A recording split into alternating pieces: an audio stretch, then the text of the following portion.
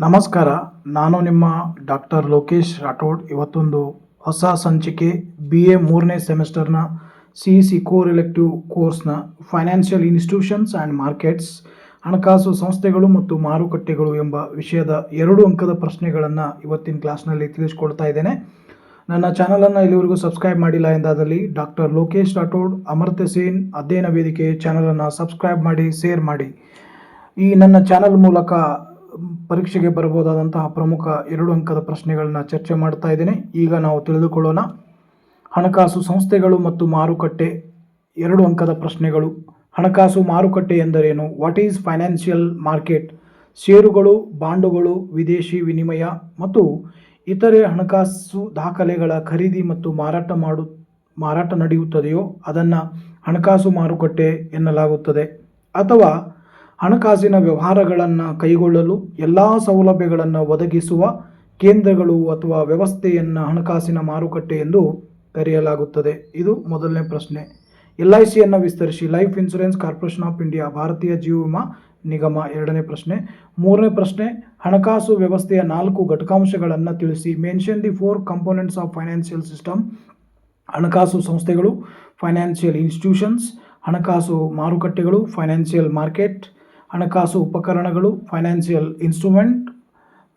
ಹಣಕಾಸು ಸೇವೆಗಳು, financial service. ಇವು 4 ಘಟಕಾಂಶಗಳಾಗಿವೆ. ಅದೇ ರೀತಿ ಪ್ರಸ್ತುತ ಕೇಂದ್ರ ಹಣಕಾಸು ಮಂತ್ರಿ ಯಾರು? Who is the present central finance minister? Nirmala Sitharaman ಅವರು ಪ್ರಸ್ತುತ ಕೇಂದ್ರ ಹಣಕಾಸು ಮಂತ್ರಿಯಾಗಿದ್ದಾರೆ. ಪ್ರಸ್ತುತ RBI ಗವರ್ನರ್ ಯಾರು ತಿಳಿಸಿ. Who is the present RBI governor?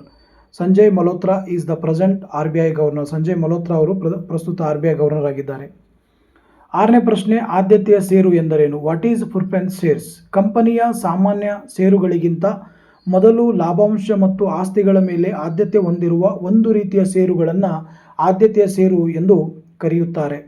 ಅಥವಾ ಕಂಪನಿಯು ಲಾಭವನ್ನು ವಿತರಿಸುವಾಗ ಮತ್ತು ಕಂಪನಿ ಮುಚ್ಚಿದಾಗ ಮೊದಲು ನಿಗದಿತ ಲಾಭಾಂಶ ಪಡೆಯುವ ಹಕ್ಕು ಹೊಂದಿರುವ ಷೇರುಗಳನ್ನು ಆದ್ಯತೆಯ ಷೇರುಗಳೆಂದು ಕರೆಯುತ್ತಾರೆ. 7ನೆಯ ಪ್ರಶ್ನೆ. ಹಣಕಾಸು ಸಂಸ್ಥೆಗಳ 4 ಉದ್ದೇಶಗಳನ್ನು ತಿಳಿಸಿ. Mention the 4 objective of financial institutions. ಸಾಲ ವಿತರಣೆ ಮತ್ತು ಬಂಡವಾಳ ಹಂಚಿಕೆ, ಉಳಿತಾಯ ಸಂಗ್ರಹಣೆ, ಆರ್ಥಿಕ ಅಭಿವೃದ್ಧಿಗೆ ಉತ್ತೇಜನ, ಹಣಕಾಸು ಸ್ಥಿರತೆ. ಅದೇ ರೀತಿಯಾಗಿ 8ನೇ ಪ್ರಶ್ನೆ. ಬಂಡವಾಳ ಮಾರುಕಟ್ಟೆ ಎಂದರೇನು? What is capital market? ಷೇರುಗಳು, ಬಾಂಡುಗಳು ಮತ್ತು ಡಿಬೆಂಚರ್ಗಳಂತಹ ದೀರ್ಘಾವಧಿಯ ಹಣಕಾಸು ಸಾಧನಗಳನ್ನು ಖರೀದಿಸುವ ಮತ್ತು ಮಾರಾಟ ಮಾಡುವ ಮಾರುಕಟ್ಟೆಗೆ ಬಂಡವಾಳ ಮಾರುಕಟ್ಟೆ ಎಂದು ಕರೆಯುತ್ತಾರೆ. ಅಥವಾ ದೀರ್ಘಾವಧಿಯ ಸಾಲಗಳನ್ನು ನೀಡುವ ಮತ್ತು ತೆಗೆದುಕೊಳ್ಳುವ ಪೇಟೆಗೆ ಬಂಡವಾಳ ಮಾರುಕಟ್ಟೆ ಎಂದು ಕರೆಯುತ್ತಾರೆ. ಅದೇ ರೀತಿಯಾಗಿ ದ್ವಿತೀಯ ಮಾರುಕಟ್ಟೆ ಎಂದರೇನು? What is secondary market? ಹೂಡಿಕೆದಾರರು ತಾವು ಈಗಾಗಲೇ ಹೊಂದಿರುವ ಷೇರುಗಳು, ಬಾಂಡುಗಳು ಮುಂತಾದ ಹಣಕಾಸು ಸಾಧನಗಳನ್ನು ಪರಸ್ಪರ ಖರೀದಿಸುವ ಮತ್ತು ಮಾರಾಟ ಮಾಡುವ ಮಾರುಕಟ್ಟೆಗೆ ದ್ವಿತೀಯ ಮಾರುಕಟ್ಟೆ ಎಂದು ಕರೆಯುತ್ತಾರೆ. ಈಗಾಗಲೇ ಹೊರಡಿಸಲಾಗಿರುವ ಷೇರು, ಬಾಂಡುಗಳನ್ನು ಹಣಕಾಸು ಸಾಧನ ಹೂಡಿಕೆದಾರರು ಪರಸ್ಪರ ಖರೀದಿ ಮಾಡುವ ಒಂದು ಪ್ರಕ್ರಿಯೆಯಾಗಿರುತ್ತೆ. IPOವನ್ನು ವಿಸ್ತರಿಸಿ. Expand the IPO. ಆರಂಭಿಕ ಸಾರ್ವಜನಿಕ ಕೊಡುಗೆ, ಇನಿಷಿಯಲ್ ಪಬ್ಲಿಕ್ ಆಫರಿಂಗ್.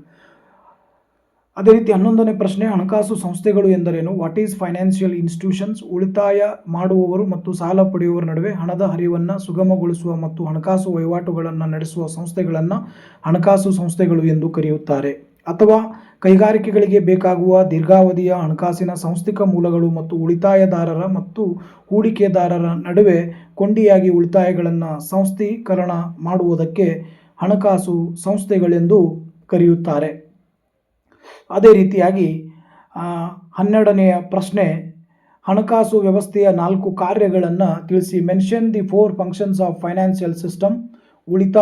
ಉಳಿತಾಯದ ಸಂಗ್ರಹಣೆ, ಹೂಡಿಕೆ, ಪಾವತಿಗಳನ್ನು ಸುಗಮಗೊಳಿಸುವುದು. ಸ್ವೀಕೃತಿ ಮಾರುಕಟ್ಟೆ ಎಂದರೇನು? What is acceptance market? ದೇಶೀಯ ಮತ್ತು ವಿದೇಶಿಯ ವ್ಯಾಪಾರದ ಹುಂಡಿಗಳನ್ನು ಆಧಾರವಾಗಿಟ್ಟುಕೊಂಡು ಸಾಲ ನೀಡುವ ಅಂಗಡಿಗಳನ್ನೊಳಗೊಂಡ ಪೇಟೆಗೆ ಸ್ವೀಕೃತಿ ಮಾರುಕಟ್ಟೆ ಎಂದು ಕರೆಯುತ್ತಾರೆ. RBIಯನ್ನು ವಿಸ್ತರಿಸಿ. Expand the RBI. ಭಾರತೀಯ ರಿಸರ್ವ್ ಬ್ಯಾಂಕ್ ಆಫ್ ಇಂಡಿಯಾ ಎಂದು ನಾವು ಹೇಳಬಹುದು. ಹೀಗೆ ಹಣಕಾಸು ವ್ಯವಸ್ಥೆಯ 4 ಕಾರ್ಯಗಳನ್ನು ತಿಳಿಸಿ.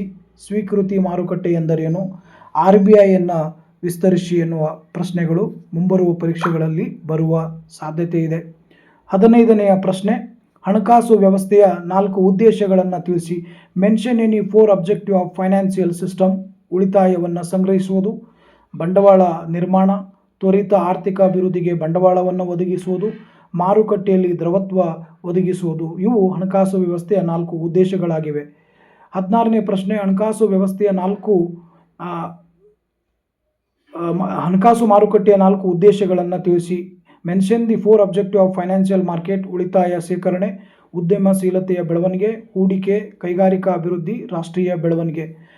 17ನೇ ಪ್ರಶ್ನೆ, ಭಾರತದ ಹಣಕಾಸಿನ ವ್ಯವಸ್ಥೆಯ 4 ಲಕ್ಷಣಗಳನ್ನು ತಿಳಿಸಿ. Mention the 4 objective of financial system.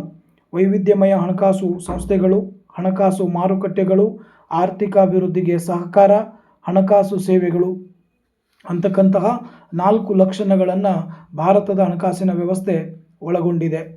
So ಅದೇ ರೀತಿಯಾಗಿ 18ನೆಯ ಪ್ರಶ್ನೆ, ಹಣಕಾಸು ವ್ಯವಸ್ಥೆ ಎಂದರೇನು? What is financial system? ಅರ್ಥವ್ಯವಸ್ಥೆಯಲ್ಲಿರುವ ಕ್ಲಿಷ್ಟಮಯವಾದ ಮತ್ತು ಪರಸ್ಪರ ನಿಕಟ ಸಂಬಂಧವುಳ್ಳ ಹಾಗೂ ಸಮ್ಮಿಶ್ರ ಗುಣಲಕ್ಷಣಗಳುಳ್ಳ ಸಂಸ್ಥೆಗಳು, ಕಾರ್ಯಭಾರಿಗಳು, ಆಚರಣೆಗಳು, ಮಾರುಕಟ್ಟೆಗಳು ಮತ್ತು ಹಕ್ಕುಪತ್ರಗಳು ಇವೇ ಮೊದಲಾದವುಗಳ ಕೂಟವೇ ಹಣಕಾಸಿನ ವ್ಯವಸ್ಥೆಯಾಗಿದೆ. ಅಥವಾ ದೇಶದಲ್ಲಿ ಹಣದ ಸಂಗ್ರಹ, ಹಂಚಿಕೆ ಮತ್ತು ಬಳಕೆಯನ್ನು ಸುಗಮಗೊಳಿಸುವ ವಿವಿಧ ಹಣಕಾಸು ಸಂಸ್ಥೆಗಳು, ಮಾರುಕಟ್ಟೆಗಳು, ಸಾಧನಗಳು ಮತ್ತು ಸೇವೆಗಳ ಸಮಗ್ರ ವ್ಯವಸ್ಥೆಯನ್ನು ಹಣಕಾಸು ವ್ಯವಸ್ಥೆ ಎಂದು ಕರೆಯುತ್ತಾರೆ. ಭಾರತದ ಹಣಕಾಸು ವ್ಯವಸ್ಥೆಯ 4 ಸಮಸ್ಯೆಗಳು: ಮೇಲ್ವಿಚಾರಣೆ, ಕ್ರೋಢೀಕರಣ, ಆದಾಯದ ಮನ್ನಣೆ, ಬ್ಯಾಂಕುಗಳ ನಿಯಂತ್ರಣ. ಸೊ ಅದೇ ರೀತಿ 20ನೇ ಪ್ರಶ್ನೆ, ಪ್ರಾಥಮಿಕ ಮಾರುಕಟ್ಟೆ ಎಂದರೇನು? What is primary market? ಹೊಸದಾಗಿ ಹೊರಡಿಸಲಾದ ಷೇರುಗಳು ಮತ್ತು ಸಾಲ ಪತ್ರಗಳನ್ನು ಮೊದಲ ಬಾರಿಗೆ ಹೂಡಿಕೆದಾರರಿಗೆ ಮಾರಾಟ ಮಾಡುವ ಮಾರುಕಟ್ಟೆಯನ್ನು ಪ್ರಾಥಮಿಕ ಮಾರುಕಟ್ಟೆ ಎಂದು ಕರೆಯುತ್ತಾರೆ. ಅಥವಾ ಕಂಪನಿಗಳು, ಸರ್ಕಾರಗಳು ಮತ್ತು ಇತರ ಸಂಸ್ಥೆಗಳು ಮೊದಲ ಬಾರಿಗೆ ತಮ್ಮ ಹೊಸ ಷೇರುಗಳು, ಬಾಂಡುಗಳು ಅಥವಾ ಡಿಬೆಂಚರ್ಗಳಂತಹ ಹೊಸ ಭದ್ರತೆಗಳನ್ನು ನೇರವಾಗಿ ಹೂಡಿಕೆದಾರರಿಗೆ ಮಾರಾಟ ಮಾಡುವ ಮಾರುಕಟ್ಟೆಯನ್ನು ಪ್ರಾಥಮಿಕ ಮಾರುಕಟ್ಟೆ ಎಂದು ಕರೆಯುತ್ತಾರೆ. 21ನೇ ಪ್ರಶ್ನೆ, ಸಾಮಾನ್ಯ ಷೇರು ಎಂದರೇನು? What is equity shares? ಸಾಮಾನ್ಯ ಷೇರು ಎಂದರೆ ಕಂಪನಿಯ ಮಾಲೀಕತ್ವವನ್ನು ಪ್ರತಿನಿಧಿಸುವ ಷೇರುಗಳು. ಇವುಗಳನ್ನು ಹೊಂದಿರುವ ಕಂಪನಿ ನಿಜವಾದ ಮಾಲೀಕರಾಗಿರುತ್ತಾರೆ. ಇದನ್ನು ಸಾಮಾನ್ಯ ಷೇರು ಎಂದು ಕರೆಯುತ್ತಾರೆ. ಅಥವಾ ಕಂಪನಿಯ ಒಡೆತನದ ಪಾಲನ್ನು ಪ್ರತಿನಿಧಿಸುವ ಷೇರು. ಇದು ಹೂಡಿಕೆದಾರರಿಗೆ ಮತದಾನದ ಹಕ್ಕು ಮತ್ತು ಕಂಪನಿಯ ಲಾಭದಲ್ಲಿ ಪಾಲು ಪಡೆಯುವ ಹಕ್ಕನ್ನು ನೀಡುತ್ತದೆ. ಇದನ್ನು ಸಾಮಾನ್ಯ ಷೇರು ಎಂದು ನಾವು ಕರೆಯಬಹುದು. ಇದು ಕೂಡ ಮುಂಬರುವ ಪರೀಕ್ಷೆಗಳಲ್ಲಿ ಕೇಳಬಹುದಾದಂಥ ಪ್ರಶ್ನೆಯಾಗಿದೆ. ಅದೇ ರೀತಿಯಾಗಿ ಷೇರು ಮಾರುಕಟ್ಟೆ ಎಂದರೇನು? What is share market? ಷೇರುಗಳನ್ನು ಮಾರಾಟ ಮಾಡುವ ಮತ್ತು ಖರೀದಿಸುವ ಸ್ಥಳವೇ ಷೇರು ಮಾರುಕಟ್ಟೆ ಎಂದು ಕರೆಯುತ್ತಾರೆ.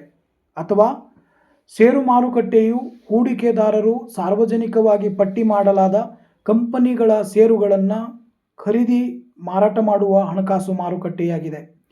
ಅಥವಾ ಇನ್ನೊಂದು ಅರ್ಥದಲ್ಲಿ ನೋಡೋದಾದರೆ, ಕಂಪನಿಗಳ ಷೇರುಗಳು ಮತ್ತು ಇತರ ಹಣಕಾಸು ಭದ್ರತೆಗಳು ಕೊಂಡುಕೊಳ್ಳುವ ಮತ್ತು ಮಾರಾಟ ಮಾಡುವ ವ್ಯವಸ್ಥಿತ ಮಾರುಕಟ್ಟೆಯನ್ನು ಷೇರು ಮಾರುಕಟ್ಟೆ ಎಂದು ಕರೆಯುತ್ತಾರೆ. 23ನೇ ಪ್ರಶ್ನೆ, ಷೇರು ವಿನಿಮಯ ಅರ್ಥವನ್ನು ತಿಳಿಸಿ. Give the meaning of share exchange. ಷೇರುಗಳ ಖರೀದಿ ಮತ್ತು ಮಾರಾಟ ನಡೆಯುವ ಅಧಿಕೃತ ಸ್ಥಳ ಅಥವಾ ಸಂಸ್ಥೆಯನ್ನು ಷೇರು ವಿನಿಮಯ ಎಂದು ಕರೆಯುತ್ತಾರೆ. ಅಥವಾ ಷೇರುಗಳು, ಬಾಂಡುಗಳು ಮತ್ತು ಇತರ ಹಣಕಾಸು ಪತ್ರಗಳ ಖರೀದಿ ಮಾರಾಟಕ್ಕೆ ವ್ಯವಸ್ಥಿತ, ನಿಯಂತ್ರಿತ ಮತ್ತು ಅಧಿಕೃತ ಮಾರುಕಟ್ಟೆಯನ್ನು ಷೇರು ವಿನಿಮಯ ಎಂದು ಕರೆಯುತ್ತಾರೆ. ಅದೇ ರೀತಿಯಾಗಿ ಪ್ರಾಥಮಿಕ ಮಾರುಕಟ್ಟೆ 2 ಲಕ್ಷಣಗಳನ್ನು ತಿಳಿಸಿ. Mention the 2 features of primary market. ಹಣ ನೇರವಾಗಿ ಕಂಪನಿಗೆ ಸೇರುತ್ತದೆ. ಬಂಡವಾಳ ಸಂಗ್ರಹಣೆ, ಹೊಸ ಷೇರುಗಳ ಬಿಡುಗಡೆ, ಹೂಡಿಕೆದಾರ ವಿತರಣೆ, IPO ಮತ್ತು ಇತರ ಕೊಡುಗೆಗಳು. 25ನೇ ಪ್ರಶ್ನೆ, ದ್ವಿತೀಯ ಮಾರುಕಟ್ಟೆಯ 4 ಉದ್ದೇಶಗಳನ್ನು ತಿಳಿಸಿ. Mention the 4 objective of secondary market. ಬೆಲೆ ನಿರ್ಧಾರ, ಮಾಲೀಕತ್ವದ ವರ್ಗಾವಣೆ, ಮಾರುಕಟ್ಟೆ ಸೌಲಭ್ಯ ಒದಗಿಸುವುದು, ಮಾರುಕಟ್ಟೆ ಸೌಲಭ್ಯ ಒದಗಿಸುವುದು, ದ್ರವ್ಯತೆಯನ್ನು ಒದಗಿಸುವುದು. ಅದೇ ರೀತಿಯಾಗಿ 26ನೇ ಪ್ರಶ್ನೆ, ಪ್ರಾಥಮಿಕ ಮಾರುಕಟ್ಟೆಯ 4 ಉದ್ದೇಶಗಳನ್ನು ತಿಳಿಸಿ. Mention the 4 objective of primary market. So ಆರ್ಥಿಕ ಬೆಳವಣಿಗೆಗೆ ಉತ್ತೇಜನ, ಬಂಡವಾಳದ ಸಂಗ್ರಹಣೆ, ಸಂಪನ್ಮೂಲಗಳ ಕ್ರೋಢೀಕರಣ, ಹೊಸ ಸೆಕ್ಯುರಿಟಿಗಳ ವಿತರಣೆ, ಪಾರದರ್ಶಕತೆ ಮತ್ತು ನ್ಯಾಯಯುತ ಬೆಲೆ. ಇವೆಲ್ಲವೂ ಪ್ರಾಥಮಿಕ ಮಾರುಕಟ್ಟೆಯ ಉದ್ದೇಶಗಳಾಗಿವೆ.